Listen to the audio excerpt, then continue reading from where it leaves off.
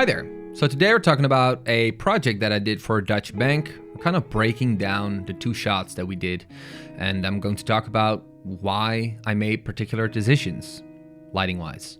So this is a Dutch bank, as I already mentioned, and this is kind of a course on investing. So we wanted to have a professional look, yet it needed to be inviting because no one really likes to watch these super white corporate videos for a longer period of time. Yeah, that was the briefing basically. So after the briefing, we kind of went on a recce, as we call it here. I'm not sure if you guys use that word in America or anywhere else, but it's basically a location scout.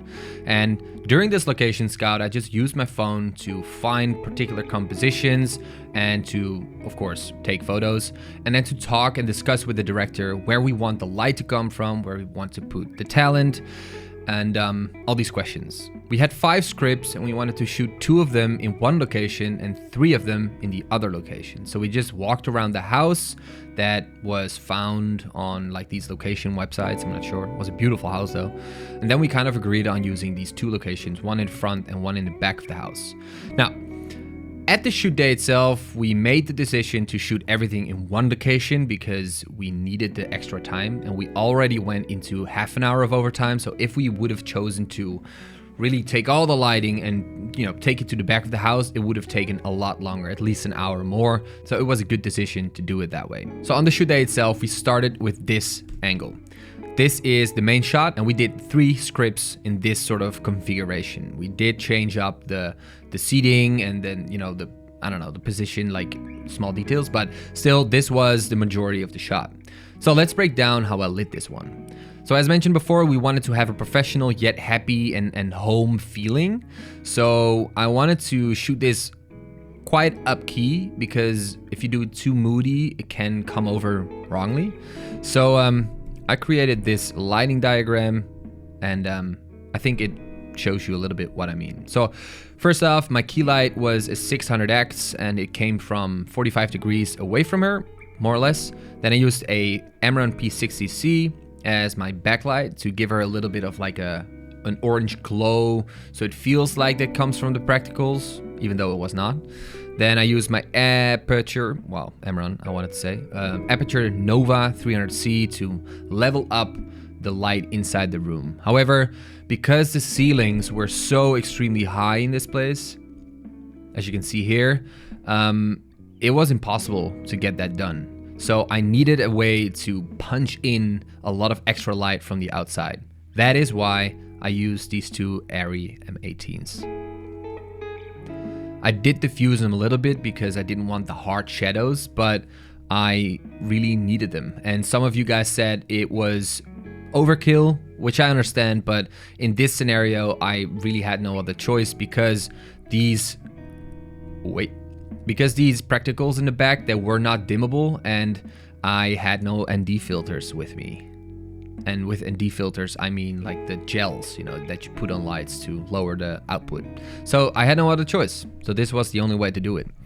Then for the second shot, we chose a parallel background because there was no other option. We didn't have a big enough house to get depth in both shots. So we chose for a parallel background, and I personally really think it looks great. So the lighting for this one is basically the same. So I had my key light up here pointing at her from a 45-degree angle. The only difference is with the first setting that we did was that I used a grid. Because we're much closer to the walls and to the background, I didn't want the light to spill too much to the sides, basically. So that's why I chose to put a grid in front. Now, the flag down here kind of blocks the reflection in some of the mirrors in the drawer. So yes, it has a function.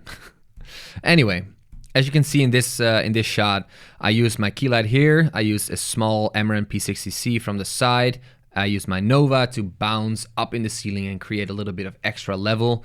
I did check on color cast from the ceiling because it's like a light green color, but it didn't affect the skin tones. So that's what is most important, of course. So to go back to the diagram, as you can see, we closed the curtains from the outside because it got dark and we wanted to have a consistent look throughout the day. That's why we shot this first, because it was, of course, in daytime. But because we're living in Holland and the sun is setting at 4 o'clock these days, we didn't have enough time to get a consistent look daylight-wise if we did it with the curtains open. So that's why we chose to close it down and to create a more, I don't know, a little bit more moody than what we had before. So the cameras that we used for this were the Cinefinity Terra 4K and the Blackmagic Pocket 6K Pro, and we shot on Canon FD lenses. The reason that we chose these two cameras is mainly because I did the color grading for this as well, and I could get these cameras to match more or less. So that did save us a little bit of hassle to drive over to the rental company, pick up one of these cameras, and then, you know, shoot with it, because all the gear right here I do own myself, so we didn't have to drive off to a rental company at all. So that did save a lot of time. Now, of course, this is not a massive cinematic movie. It's just two different shots lit from like a very basic standpoint. So it's a two-way lighting setup, a key light and a backlight, and then some fill and practicals around the talent to spice up the image. Nothing crazy, but it really can do its justice and it really can work. But one thing that is most important in this frame is definitely the location. If the location would be pure white, it would look like a super corporate video.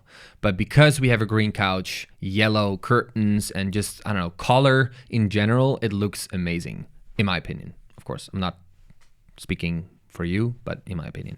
All right, guys, that is all I wanted to talk about. Hopefully this was helpful. If it was, let me know. I would like to hear. Also, let me know which frame you like best. Is it the Cinefinity, the Blackmagic, or the Cinefinity Blackmagic in the second shot? Let me know. I'm curious. They kind of look similar. However, the clarity and the sharpness is a lot more present on the Blackmagic, of course, because it's 6K, but still. Anyway, next week I'll probably be back with something else, with something more thought out. I'm sorry, I've been super busy lately. Of course, that's no excuse, but you know, this year I wanted to upload every week. I did take a little break, but I, you know, keep on doing what I do, and I really want this to work. So here I am. Anyway, I thought this was an interesting topic to talk about because a lot of you guys were showing interest on Facebook and on Instagram. So why not? All right. Have a great week. Thanks for watching. See you guys.